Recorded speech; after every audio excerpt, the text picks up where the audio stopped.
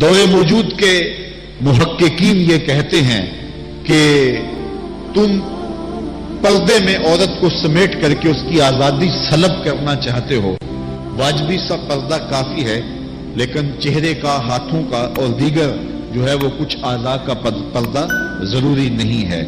اور صرف عورت کا پردہ، مخصوص اعضاء کا پردہ شریعت نے دیا ہے. آپ کو مختلف چینلز پر بیٹھے ہوئے ایسے لوگ نظر آئیں گے جو اس بات کی اس نازک دور میں تبلیغ کرتے ہیں جب عورت پہلے ہی بے پردہ ہو چکی ہے.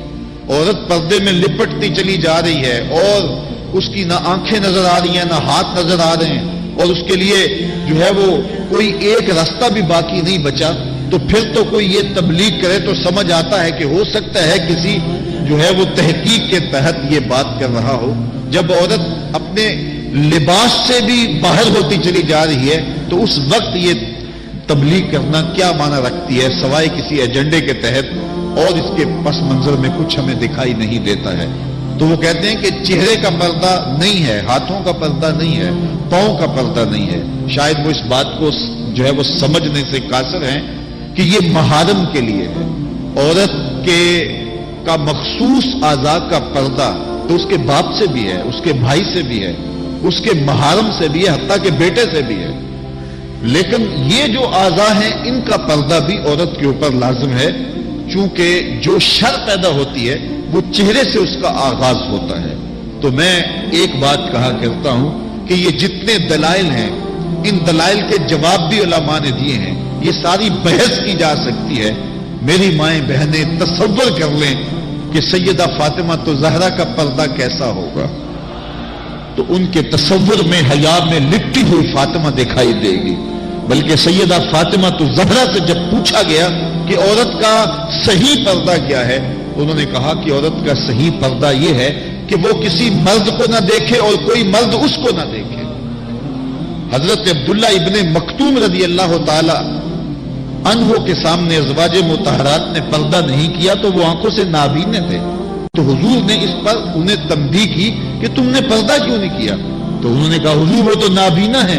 تو فرمایا کہ تم نابینا تو نہیں ہو. تو پردہ مرد سے بھی ہے، جہاں فتنے کا امکان بھی ہو شریعت نے وہ راستہ ہی مسدود کر دیا ہے تاکہ کل کوئی فتنہ کھڑا نہ ہو جائے. تو میں سادی سی بات یہ کرتا ہوں کہ پردے کے حوالے سے دلائل کی دنیا بھی ایک بہت بڑی دنیا ہے، لیکن میری مائیں اور بہنیں یہ تصور کریں کہ سیدہ فاطمہ تو زہرا کا پردہ کیا ہوگا، تو یہ تصور کرنے سے ہی طبیعت میں حیا پیدا ہونا شروع ہو جائے گا اور سیدہ کا پردہ اور ان کی عصمت اور ان کی آبرو کا انداز سمجھ میں آ جائے گا. حضرت اسماء بنت امیس رضی اللہ تعالیٰ عنہ فرماتی ہیں کہ میں سیدہ فاطمہ تو زہرا کے پاس بیٹھا کرتی تھی اور انہیں سب سے زیادہ فکر اس بات کی تھی کہ زندگی میں تو عورت اپنے پردے کی حفاظت کر لیتی ہے، لیکن مرنے کے بعد جب پٹڑے پہ چارپائی پہ سے ڈالا جاتا ہے تو اس کا جسم جو ہے وہ جنبش کرتا ہے اور وہ مختار نہیں ہوتی ہے، تو اعضاء دکھائی بھی دیتے ہیں، اعضاء کی حیت بھی سمجھ میں آتی ہے.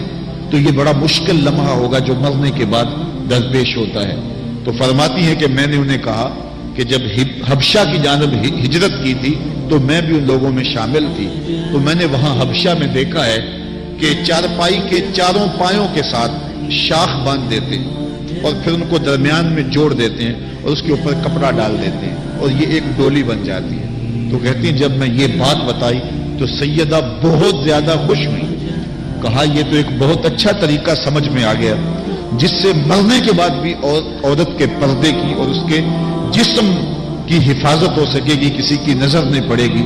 تو یہ وہ سیدہ ہیں کہ جنہوں نے اپنے پردے کی حفاظت یوں کی کہ غیر مرد نے انہیں نہیں دیکھا، اور پھر مرنے کے بعد بھی ان کے لیے وہ ڈولی تیار کر لی گئی. رات کی تنہائیوں میں ان کا جنازہ پڑا گیا، اور یہ وہ پاک دامن خاتون ہے جن کا آنچل مہر و ماں نے بھی نہیں دیکھا ہے.